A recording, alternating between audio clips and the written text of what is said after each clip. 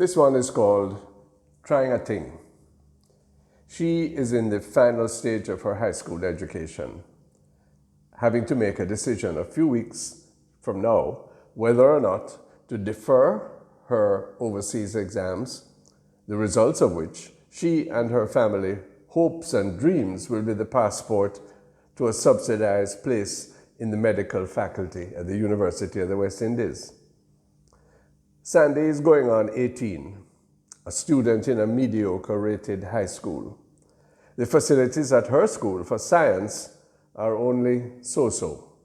From grade 7, she felt the disappointment of her family that she had not made the cut for one of the top-ranked girls' schools they wanted for her. She has had 3 different chemistry teachers since 4th form, and the guy who teaches physics is moonlighting from another job, and he comes only sometimes. So Sandy borrows notes from and tries to study with her friend who goes to Immaculate. If it works out, Sandy will be the first in her family to go to university, since there is no way that her police corporal mother and her tradesman father can afford the over $3 million a year tuition costs, nor is there anyone in their circle who could guarantee that quality of student loan. Her only hope is to do so well in the exams that she will merit a scarce government-supported placement. The trouble is that since last year, Sandy has not been in school. She has done her best online, but now that the hurry-up, exam soon reach you, face-to-face classes have resumed, she's discouraged at the many topics in the syllabus that she hasn't covered.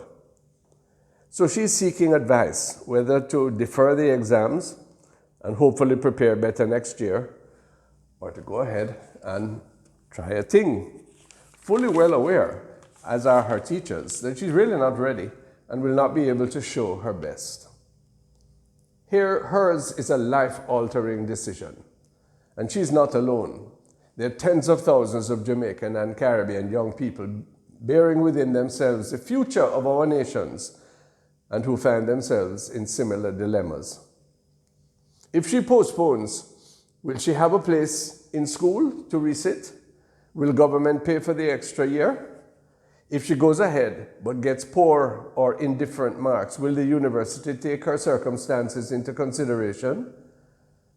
That's what the insidious, silent COVID, combined with some short-sighted and indecisive policy choices, are causing to be foisted upon Sandy and her kind by circumstances and by officials, those of them whose bread is already buttered.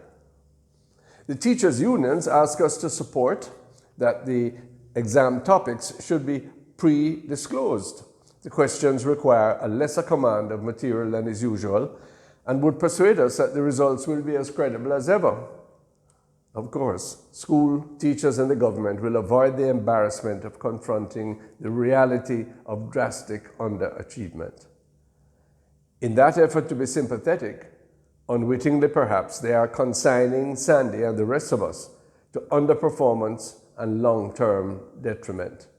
Would you want a doctor to treat you or to operate on you if her foundation at high school had not been as good as it ought to be? If you have not covered the required syllabus and been tested fairly and credibly on it, how can you be graded as if you had?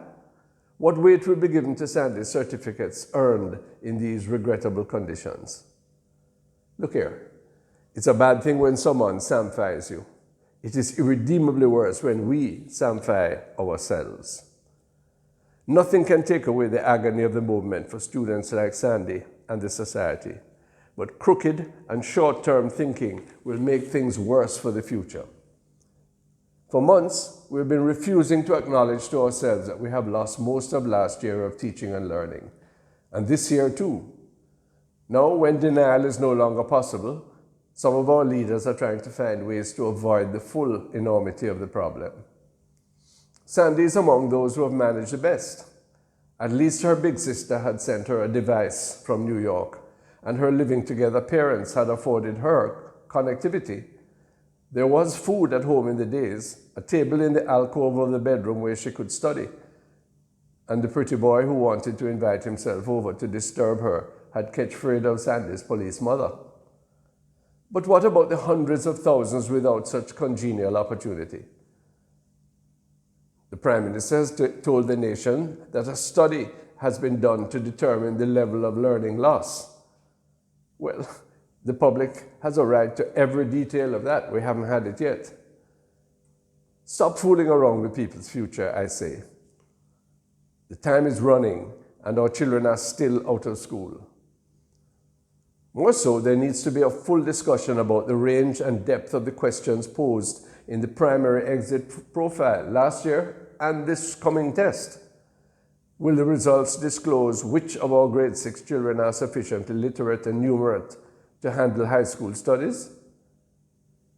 Please, can we take the time now, incur the expense to assess each child in the grade 6 cohort as to their academic level, as well as their emotional stability and social capacity?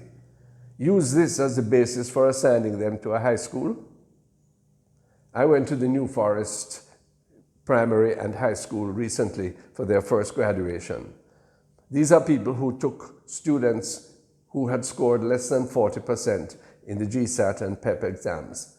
And they have taken the time, made the effort to bring them up to the level where they can pass their CSEC and City and Guilds exams and matriculate for university. That is God-blessed behavior.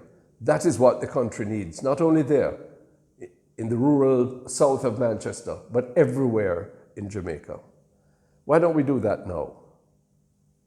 In the meanwhile, Sandy is cramming as much as she can and has decided, a worried furrow on her young, beautiful, expectant, ambitious brow, to try a Ting.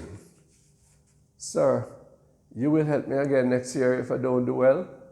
She pleads.